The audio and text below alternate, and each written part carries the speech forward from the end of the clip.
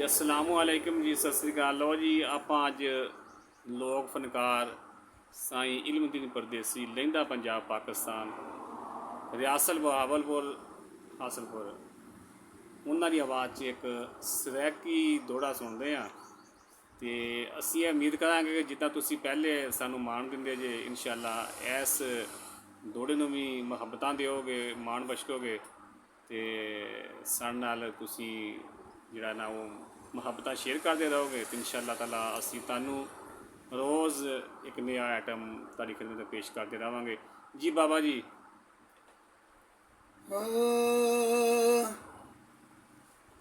ਲਾਗਰ ਜੀ ਕਰਕੇ ਬੈਠਾ क्या बात है जी, क्या बात है, ਕਿਤੇ ਕਾਲ ਕਿਰਾਰ ਤੂੰ ਭੁੱਲ ਨਹੀਂ। वाह ਲੰਘ ਵਕਤ ਗਿਆ ਮੈਨੂੰ ਛੱਡ ਜਾਸੈਂ, ਓਏ ਐਵੇਂ ਕਰ ਜ਼ਿੰਦਗੀ ਮੇਰੀ ਗੁੱਲ ਨਹੀਂ। ਤੇਰੇ ਦਿਲ ਦੀ ਸਜਣਾ ਰੱਬ ਜਾਣੇ, क्या बात है जी, ਮੇਰੀ ਨਿਭਦੀ ਤੇ ਬਿਲਕੁਲ ਨਹੀਂ।